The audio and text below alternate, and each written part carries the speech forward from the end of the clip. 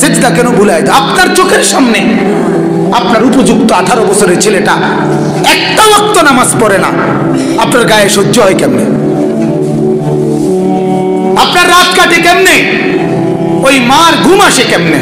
আল্লাহর কসম, যদি কলিজায় ঈমান থাকতো, আখিরাতের ভয় থাকতো, জাহান্নামের আযাবের ভয় থাকতো, তাহলে ওই মা, ওই বাপ যে ঘরে ছেলে মেয়ে নামাজ পড়ে না, কইরাইয়া শিক্ষা দেখাতো যে আমার সন্তান তো আগুনে জ্বলতেছে। আপনারা জানেন না একটা ঘটনা? ওই যে এক সাহাবীর মারে কষ্ট দেওয়ার কারণে ওনার জবানে কালেমা বন্ধ হয়ে গেছিল, শুনছিলেন নিয়ে ঘটনাটা? এই ঘটনার সময় যখন মা মাফ করে না, নবী বলার পরেও, নবীজি বলার পরেও মহিলা কি করে নাই? প্রথম মাফ করে না, কয় না ইয়া রাসূলুল্লাহ, তে আমারে বেশি কষ্ট দিছে। এটা আমি নিজে পড়ছি কিতাবে, আমরা হাদিসে পড়ছি বাজান। আল্লাহর নবী তখন হযরতে বেলালকে বলছে, বেলাল লাকড়ি জমা করো, আগুন ধরাও, আগুন লাগাও, আগুন। তখন ওই মহিলা বলছে, ইয়া রাসূলুল্লাহ, আগুন দিয়ে কি করবেন? বলছে, মা তোর ছেলেকে এখন আমার চোখের সামনে আমি আগুনে পোড়ায় ফেলব, আগুনে পোড়ায় ফেলবো। শুনেন কথাটা, যখন আগুনে পোড়ায় ফেলবে বলছে, তখন ওই মহিলা বলতেছি, ইয়া রাসূলুল্লাহ, আমার ছেলেকে আপনি আগুনে পোড়াই নেবেন? আল্লাহর নবী চোখের পানি ফেলে বলছে, মা তুমি যদি মাফ না করো, কালেমা না পড়ার কারণে, মাফ না পাওয়ার কারণে, এই এখনই তো মরলে কবরে তো তার আযাবই হবে, আগুনই জ্বলবে, তো সেই আগুন আমি জ্বালাইয়ে দেই। বুঝেন নাই কথাটা? যে আগুন একটু পরে জ্বলবো, এটা আমি এখন কি করে লাগাইয়ে দেই, তুমি মাফজন করতেই না। এই তখন হাদিসে আছে, ওই মা চিৎকার করে কাইন্দা উঠে বলছে, ইয়া রাসূলুল্লাহ, মনের বড় শক্ত করছিলাম, কিন্তু আগুনের কথা মনে হইলে তো আমার ছেলে বাঁচবে না। ঠিক আছে ইয়া রাসূলুল্লাহ, মাফ করে দিলাম। আল্লাহর নবী হাদিসে আছে, বেলাল, নবী বলছে, বেলাল দৌড় দাও। আরে দৌড় লাগাও না, যাও না, আলকামার কাছে যাও, দেখো না কি অবস্থা। হযরতে বেলাল দৌড় দিতে দিতে যাইয়া দেখে হযরতে আলকামা কালেমা পড়তেছে। বেলালের দৌড় শেষ হয় নাই, মালিকের রহম শুরু হয়ে গেছে। কিরে বাপ, তাইলে এক মার মতো পাষাণ অবস্থায় যখন আগুন দেখছি, তখন কলিজা কি হয়ে গেছে? তাইলে আপনার সন্তান গুনার নাফরমানির মধ্যে থাকলে জাহান্নামে জ্বলবে না? তাহলে কেমনে সহ্য করে, কেমনে রাত কাটে? এজন্য লোকমান তার সন্তানকে বললেন, লা তুশরিক বিল্লাহ, আমার বাপ আল্লাহর সাথে শিরিক করো না, আল্লাহকে নারাজ করো না, শুধুই আল্লাহকে ডাকো, শুধুই আল্লাহর বন্দেগী করো, শুধুই আল্লাহর গোলামি করো, শুধুই আল্লাহর উপাসনা করো। লা তুশরিক বিল্লাহ, আল্লাহর সাথে কোনোভাবে অংশীদার লাগাইও না। আল্লাহ বলে, ওই যে একটু আগে বললাম, আল্লাহ বলে আমি 90 বছরের গুনাহ মাফ করে দেব, কিন্তু শিরিক মাফ করব না।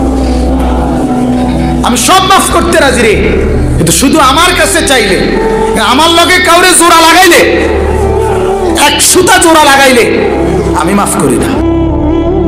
আর এই পর্যন্ত পৃথিবীতে যুক্তি তর্কে গবেষণায় বহু তথ্য আগের পরবর্তীদের গবেষণায় ভুল প্রমাণিত হয়েছে, কিন্তু 1500 বছরে আমরা মুসলমান বাদ দিলাম, কোন কাফের বেঈমানের গবেষণায়ও কোরআনের একটি তথ্য এই পর্যন্ত সন্দেহযুক্ত প্রমাণিত হয় নাই। তাইলে তুমি কোন যুক্তিতে খামখেয়ালি করতেছো? কথা বোঝেন না? ডারউইনের বিবর্তনবাদ, বর্তমান আধুনিক বিজ্ঞানীদের কথা হইল এটা ভুল। কথা বুঝছেন? এই ডারউইন যে বলছে, যেটা আগে জীববিজ্ঞানে পড়ানো হইতো, কিন্তু এটা ভুল তথ্য। মানুষ বানর থেকে পর্যায়ক্রমে মানুষ হইছে, এটা একটা মতবাদ হিসেবে আগে নিয়মতান্ত্রিক বইতে ছিল, এটা একটা ভুল মতবাদ। এটা বৈজ্ঞানিকদের গবেষণা, বৈজ্ঞানিকদের গবেষণা। কথা বুঝছে? হ্যাঁ। এরপরে জনসংখ্যা সমস্যা, পপুলেশন, জনসংখ্যা বাড়লে সমস্যা। হ্যাঁ, এই তথ্য বর্তমান গবেষণায় ভুল। বর্তমান পৃথিবীতে জনসংখ্যা কোনো সমস্যা না, ম্যান পাওয়ার। ম্যান কি এখন ম্যান পাওয়ার কয়, কথায় কথায় কয় না ম্যান পাওয়ার। ম্যান এখন কি পাওয়ার বলে। বরংস আপনার যত দেশে বর্তমানে জনসংখ্যা কমে যাচ্ছে তার আর হুঁশ নাই, হুঁশ নাই। অস্ট্রেলিয়াতে তাদের সর্বোচ্চ সিনেটর যারা, তাদের ভবিষ্যৎবাণী হলো যে আমাদের দেশে যে পরিমাণ জনসংখ্যা কমে যাচ্ছে, অচিরেই আমাদের দেশ অভিবাসীরা, মানে ওই যে আরেক দেশের থেকে আইয়ে যারা থাকে অস্ট্রেলিয়া, তারা দখল দিয়ে লাগবে। হ্যাঁ, সৌদি আরবের এই মোহাম্মদ, তার মাথা খারাপ এই কারণে সব বহু কৌশল করে তার টার্গেট বিদেশি যেটি ঢুকছে এটি যাতে কমে যায়। কারণ হে বুঝছে যে পরিমাণ বাংলাদেশি, পাকিস্তানি, বিভিন্ন দেশি লোক সৌদি আরবে বাড়তে আছে, মূল জনগোষ্ঠী কমে যাচ্ছে। কথা বুঝছে? এই জন্য আমি আগেই বলছি, আমরা সিরিয়াস পাই না, পৃথিবীর খোঁজ খবর রাখি আমরাও। তাহলে বিজ্ঞানের বহু থিওরি ভুল হয়, এটা কোনো দোষের কিছু না, এটা মানুষের গবেষণা, ঠিক কিনা বলেন না? এটা কোনো দোষের কিছু।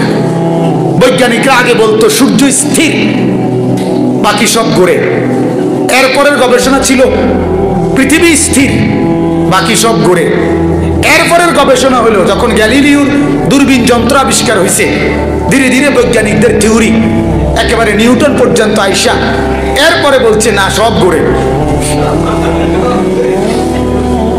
সব ঘোরে। আজ থেকে 50 বছর আগে, 30 বছর আগে জ্বরের চিকিৎসা ছিল যত বেশি ল্যাপ কম্বল খাতা বালিশ ছাতা দিয়ে ধরতে, মুরব্বীরা কন ঠিক না, বালা করে ল্যাপ কম্বল ছাতা দিলে যখন ঘাম ছুটবো তখন জ্বর ছেড়ে দিব, ঠিক কিনা বলে? এখনকার চিকিৎসা হইলো ঠান্ডার মধ্যে রাখতে হবে।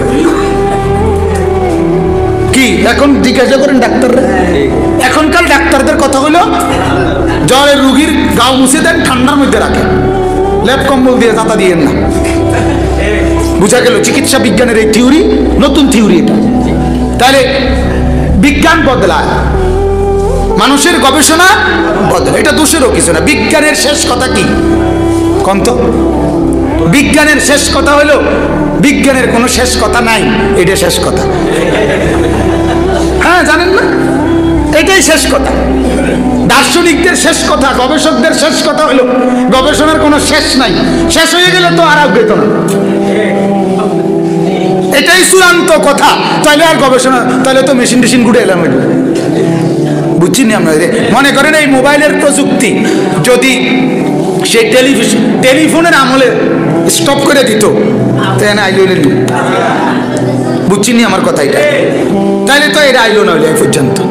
এরপরে এই মোবাইল, এরপরে আমারে যখন প্রথম বলছে হুজুর বিদেশ থেকে আমরা ছাইয়া থাউন যায়, যে বেটা কথা কয় এ বেটারে পুরো দেখা যায়, আমি দূর বেকু কিটা কষ্ট পাগল নি হেঁটে দেখবো কেমন, আমার কয়দিন করে দিয়ে হেসে তো, ঠিক কিনা বলেন না?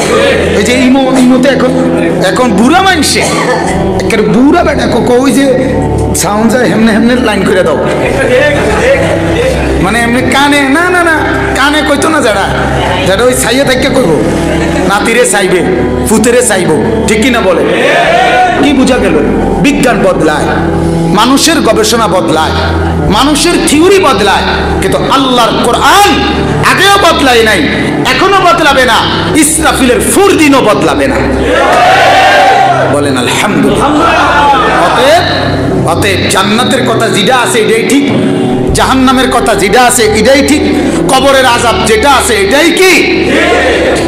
তাহলে কাজে তুমি ভুল করো না বাজা, এটা তুমি বিজ্ঞানের থিওরি মনে করো না যে পরের গবেষণায় এটা ভুল হইতে পারে না, এটা নিখুঁত, ঠিক কিনা বলেন? এটা নির্ভুল। কাজে আযাব হবে, শাস্তি হবে, কবরে শাস্তি হবে বাজার। আমি সবভাবে বুঝাইতে চেষ্টা করলাম, অনুরোধ করছি অনুরোধ, খামখেয়ালি করো না বাপ, নিজের জীবন বরবাদ করো না বাপ। নিজেদের মাদেরকে বলিয়েন, নিজেদের বোনকে বলিয়েন, নিজেদের স্ত্রী কন্যাদেরকে বলিয়েন বাজার, বেপর্দার এই জিন্দিগি ওই বোনকে সুখ দিবে না। কোন বেপর্দা নারী, আল্লাহর কসম, কোন বেপর্দা নারী সুখে নাই। আমি চ্যালেঞ্জ করলাম, যদি কেউ বলে সুখে আছে তা আমি তার খবর নিতে যাব, পর্দার আড়াল থেকে আমি খবর নেব। আপনি আমার জানান, হ্যাঁ আপনি বলেন, আমি খবর লোক পাঠাবো সে কেমনি সে সুখে আছে। কোনো বেপর্দা নারী সুখে নাই, কোনো বেপর্দা নারী, কোনো হারামখোর সুখে নাই, কোনো সুদখোর সুখে নাই, কোনো ঘুষখোর সুখে নাই। হাসে যে এটা ফরমালিন আছে, ফরমালিন ফরমালিন, এটা লৌকিকতা। হাসিটা ফরমালিন, গাড়িটা লোন, সোফা যেটা বইয়ে থাকে এটাও লোনের টেয়া, বিল্ডিংটাও লোন, একেবারে ইট বালু সিমেন্ট, একেবারে মূলা লাল শাক পাতাকপি ফুলকপি এটিও লোন, এতে সব কিস্তি, সব কিস্তির উপরে, সব লোনের উপরে। শান্তি কই? এই কয়দিন আগে আমার কাছে একজন দোয়া চাইছে, ঢাকার এক বড় কোটিপতি, দোয়া চাই আঞ্জা দিয়ে ধরে কইছে, হুজুর আপনারা অনেক মহব্বত করি, দোয়া করেন। আমার বড় কোম্পানি, 7,000 কর্মচারী, 27 জন বাবুর্চি হাবড়ার কোম্পানিতে, কিন্তু আমি বললাম দোয়া কিটার লেগা? কয় 900 কোটি টাকা ঋণী। 900 কোটি। আমি কইলাম বাবু রে এত টেহার দোয়া না, এটা আমার মতো দেড়বুড়িয়া হুজুর দিয়ে হতো, হুজুরও লাগবে এরকম 1-2টি দোয়া যায়। আমি কইয়ে কোন রকম 900 কোটি টাকার দোয়াটাই বা কেরু মন কথাটা বুঝছো? এটা বুঝি আমার মতো এরকম শৈল্য কথারে দুর্বল বেটা দিয়ে হইব, আরো মোড়া তাজা হুজুর লাগবে। আল্লাহ আমাদেরকে মাফ করে দেন, আল্লাহ আমাদেরকে হারাম থেকে মাফ করে দেন। আমার বাপ, এই জন্য আমি শুরুতেই বলছি, বলা আমাদের জিম্মাদারি, বলতেই হবে, ঠিক কিনা বলে? বলতেই হবে আমাদেরকে। আল্লাহ তাআলা কানে শুনলেও হালাল হারামের কথা, জায়েজ না জায়েজের কথা, আর কলিজার ভিতরে একটু বিবেক আসলে অচিরেই আল্লাহ তাআলা একদিন, হতে পারে মাওলা দয়া হইলে আল্লাহ আমলের তৌফিক দান করবে। আল্লাহ তাআলা 100 খুনের আসামিকে আল্লাহ জামানার ওলি বানাইছে। পৃথিবীতে এমন ঘটনা আছে না? বেশ্যা নারী, পতিতা নারী আল্লাহর ওলি হইছে। কুকুরে একটু পানি খাওয়াইয়া আল্লাহর পছন্দ হয়েছে, আল্লাহ হেদায়েত দিয়ে দিছে, ঈমান দিয়ে দিছে, বাকি জীবন নেক আমল করছে। আল্লাহর কাছে কোনো নিরাশা নাই, আল্লাহ তাআলা ফিরাইয়া দেয় না। এই জন্য আল্লাহ ইমানদার আমাদেরকে বলছে, কোরআনে আছে, ও ইমানদার নিরাশ হইও না, নিরাশ 90 বছরের গুনাহ নিয়া আমি মাওলার কাছে একদিন রাত গভীরে কেউ না জানাইয়া আমার কাছে আইসো, সেজদা দিও, চোখের পানি ছেড়ে দিও, আর বলিও মাওলা সব গুনাহ ছেড়ে দিলাম, আর করব না, ওয়াদা দিলাম, আরে এক ফোঁটা চোখের পানি পেশ করলাম, মাওলা মাফ করে দেন। আল্লাহ বলবে, বান্দা আমি কাউকে বলবো না, 90 বছরের গুনাহ দিলাম মাফ করে। এমন যিনি, তার নাম আল্লাহ, এমন যিনি, তার নাম মাওলা। আল্লাহ বড় মেহেরবান বাজান, আল্লাহ বড় দয়াবান। এজন্য যুবক ফিরে আসুন, ফাফিরু ইলাল্লাহ, আল্লাহর দিকে ফিরে আসুন। আমার বাপ, আল্লাহর কাছেই শান্তি। হাইয়া আলাল ফালাহ, আল্লাহ বলে আমি নামাজের জন্য যে ডাকি বান্দা, এটা শুধু নামাজ না, এটা কামিয়াবি, এটা সফলতা। এটা শুধু সেজদা না, এটা সফলতা। এটা রুকু না, এটা সফলতা। এটা সুবহানাল্লাহর তাসবিহ না, এটা সফলতা। এটা আত্তাহিয়াতু না, এটা কামিয়াবি। এটার মধ্যে তোমার কামিয়াবি, এটার মধ্যে তোমার কামিয়াবি, এটার মধ্যে তোমার সফলতা। আল্লাহকে নারাজ করে যত লোক রোজগার করে, নামাজ রোজার না পড়ে যত লোক রোজগার করে, অভাব যায় না, কিস্তি শেষ হয় না। কি শেষ হয় না? কিস্তি শেষ হয়। এই জন্য আমার বাজার শুধুই আল্লাহকে ডাকবো, বলেন ইনশাআল্লাহ। এবার আমি আয়াতগুলোর তর্জমা বলি, তাইলে আমার কথা শেষ। আল্লাহ তাআলা বলতেছেন, আমি কোরআনুল কারীমের 21 নম্বর পারা 31 নম্বর সূরা, সূরা লুকমান, এই সূরার 3টি আয়াত 13, 14, 15 এই 3টি আয়াত তেলাওয়াত করেছি। অল্প একটু কথা বলো, এই আয়াতগুলোর তর্জমা শোনেন, ফায়দা হবে। ঠিক আছে, কষ্ট করছেন আরেকটু, আরেকটু ধৈর্য ধরবো তো ইনশাআল্লাহ। আল্লাহ তাআলা বলেন, ওয়াইদ ক্বালা লুকমান লিবনিহি, এটা হযরতে লোকমানের উপদেশ ওনার ছেলেকে। লোকমান নামে আল্লাহ তাআলার একজন প্রিয় বান্দা ছিল পূর্বের জামানা, যিনি আল্লাহর ওলি ছিলেন। কি ছিলেন? ওলি ছিলেন, আল্লাহর খুব প্রিয় বান্দা ছিলেন। পূর্বের জামানা বলতে কোন জামানা? হযরত আইয়ুব আলাইহিস সালামের জামানা। হযরত আইয়ুব নামে একজন নবী ছিল না, এই নবীর ভাগিনা লোকমান। অথবা তাফসীর আছে এই নবী আইয়ুব আলাইহিস সালামের খালাতো ভাই লোকমান। হযরত আইয়ুব আলাইহিস সালামের জামানার মানুষ লোকমান। এই লোকমান ছিল একজন কৃতদাস, এক লোকের গোলাম।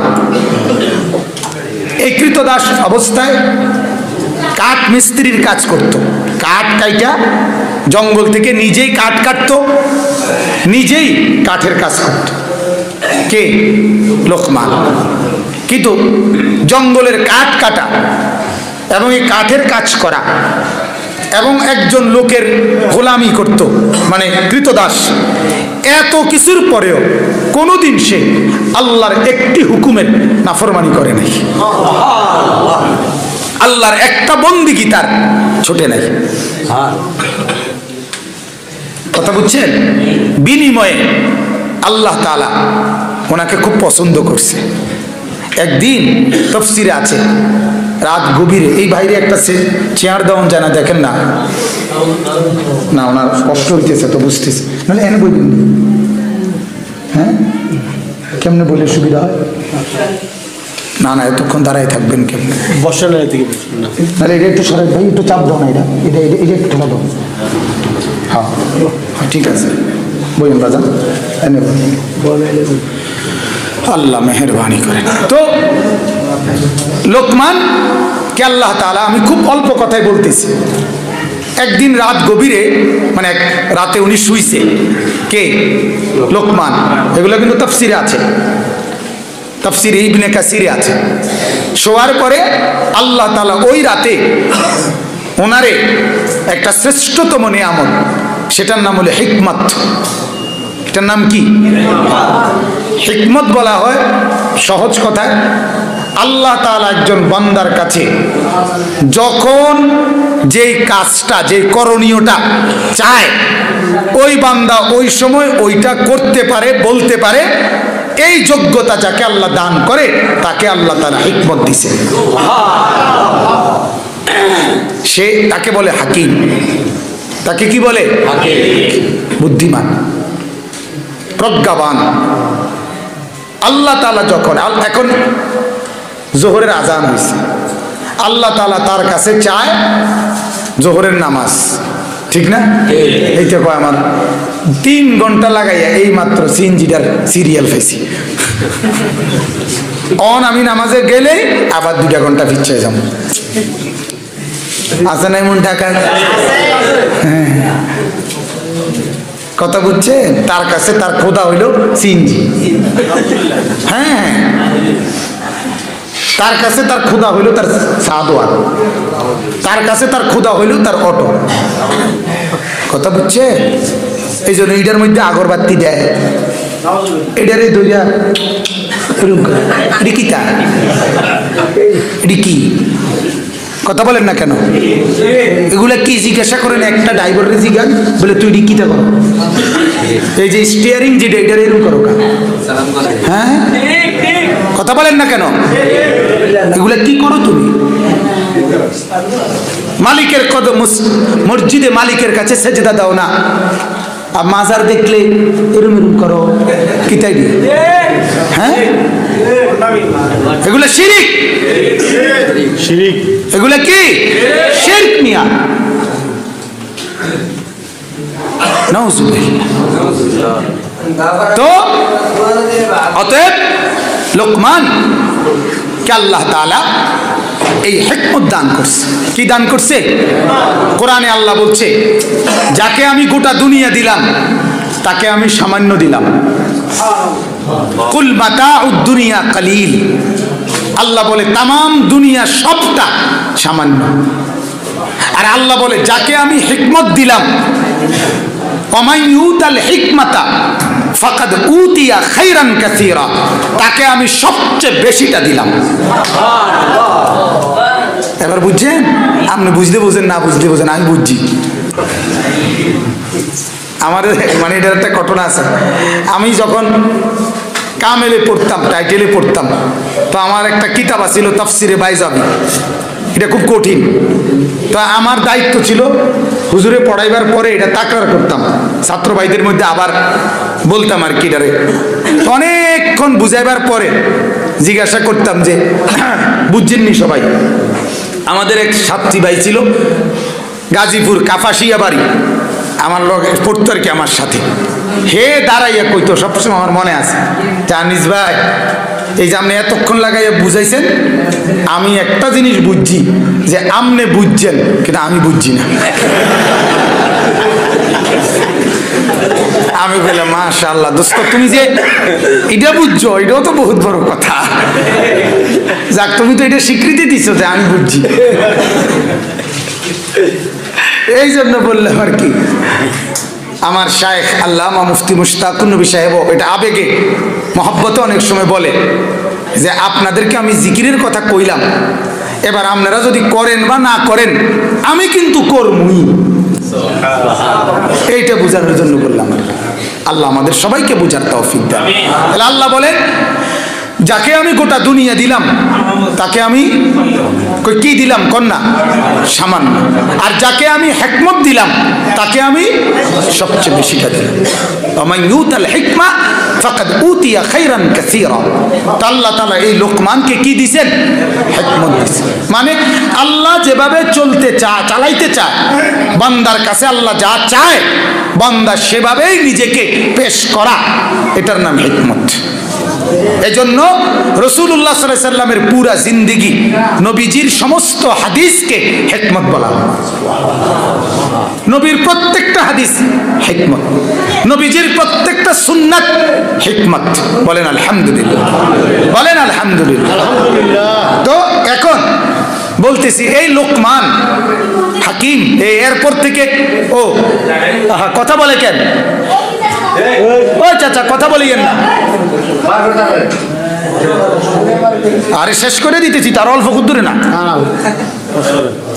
তো লোকমানে হাকিম এরপরে ঘুম থেকে উঠে এরপরের দিন উনি গতকালকেও ছিলেন কাঠুরিয়া, গতকালকেও ছিলেন কাঠমিস্ত্রি, গতকালকেও ছিলেন কৃতদাস।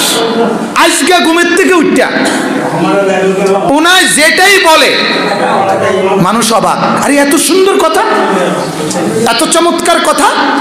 এই অল্প দিনের ভিতরে ওনার প্রসিদ্ধি ছড়ায় পড়ছে।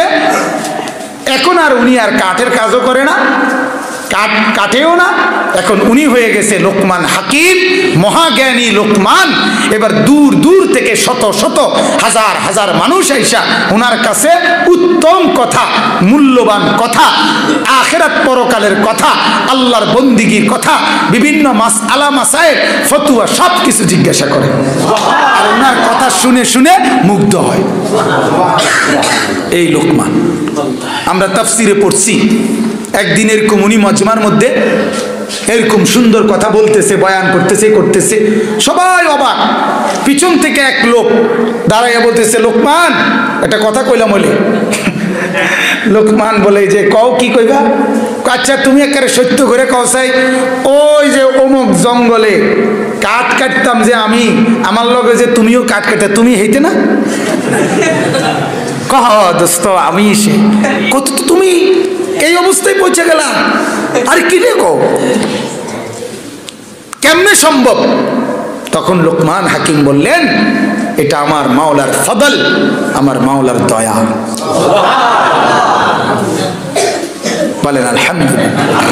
তো সেই লোকমান শত শত উপদেশ, নসিহত, মূল্যবান বাণী পৃথিবীবাসীকে দিছে, এবং সেই সাথে তিনি ওনার ছেলে, লোকমানের ছেলে, ওনার নাম ছিল সারান। সারান, সার কে আলিফ বা তা সা, সার টক্কর আছে না, সারান ওনার নাম। এই ছেলে সারান ইবনে লোকমান, ওনার ছেলে লোকমান তার ছেলে সারানকে বিশেষ কিছু নসিহত, উপদেশ উনি দিছিলেন। এই উপদেশগুলো এত সুন্দর, এত মূল্যবান, এবং একজন পিতা তার সন্তানের জন্য এর থেকে উত্তম কথা, এর থেকে উত্তম উপদেশ একজন পিতার হিসাবে সন্তানের জন্য এত ভালো কথা হইতে পারে না। এই জন্য আল্লাহ তাআলা কিয়ামত পর্যন্ত সমস্ত পিতার জন্য উপদেশ স্বরূপ যে আল্লাহ তাআলা এই আয়াতগুলো, এই কথাগুলো লোকমানের কোরআনুল কারীমের আয়াত বানিয়ে নাজিল করে দিলেন, আর বলে দিলেন, ও পৃথিবীর মানুষ, তোমরা যারাই বাবা, তোমরা তোমাদের সন্তানের ব্যাপারে এই বিষয়গুলো খেয়াল করো, এই উপদেশগুলো দিও। বলেন আলহামদুলিল্লাহ। সেখান থেকে আমি একটু পড়ছি, সবটি নসিহত বলা অনেক সময়ের ব্যাপার, অনেকগুলো। তার মধ্যে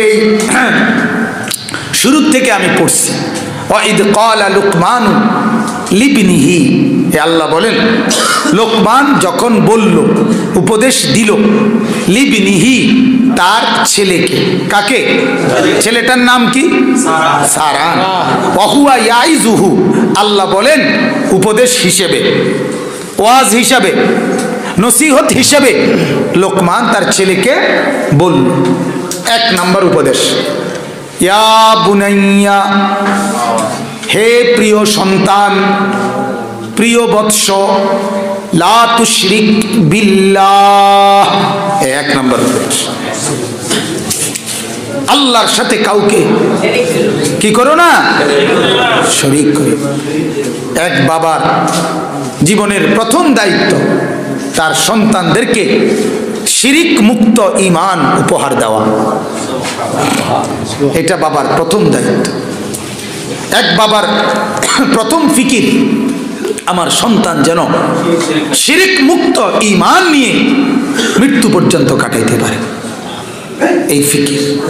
আহা আমার বাজান, আজ আমরা আমাদের সন্তানদের সেই ঈমানের ফিকির কয়জনে করি? আপনার চোখের সামনে ছেলেটা একটা লাইন আল্লাহর কোরআনই পড়তে পারে না, ছেলেটা শিক্ষিত, আপনার মেট্রিক এ প্লাস, ইন্টারমিডিয়েট এ প্লাস, অথচ সে কোরআনের একটা পৃষ্ঠা, একটা লাইন পড়তেই পারে না। এই কোরআনে শিরিকের সব বর্ণনা আছে, তো সেই পড়লে না পড়তে পারলে ওই জানবে করতে কথা বলে। রাসূলুল্লাহ সাল্লাল্লাহু আলাইহি ওয়াসাল্লামের হাদিসে শিরিকের সব বর্ণনা আছে, কিন্তু সে তো জীবনে আপনার একটা হাদিসও পড়ে না। আপনি শুধু তারে অল্প কয়টা ভাতের জন্য, আপনি তারে দুনিয়ার একটু বাড়ি দালান আর পদ পদবীর জন্য আপনি তারে কতগুলো বইয়ের বোঝা তার পিঠে চাপাই দিলেন। বাংলা, অঙ্ক, ইংরেজি, পদার্থ, জীববিজ্ঞান, রসায়ন বিজ্ঞান, উচ্চতর গণিত, তথ্য যোগাযোগ প্রযুক্তি, কতটি বই, ফার্স্ট পেপার, সেকেন্ড পেপার, এরকম দুটো দুটো করলে আরো বাড়ে, ঠিকই না বলেন না কেন? এতগুলো দিয়া তার ব্যাগটা বইরা এরপরে তার কান্দে তুলছে, হেঁটে সামনের দিকে ঝুঁকে গেছে। যতজন ব্যাগ কান্দে লয় এই বইয়ের ফোজাই গুলা, এরার ব্যাগ ঘাড় মানে পিঠ গর্দান, এটা এমনি সোজা থাকে না, এমনি সোজা নিয়ে আড়ে, কি এমনি আড়ে, একটু হইলেও কি ঝুঁকে যায়, একটু সামান্য হইলেও কি করে ঝুঁকে যায়।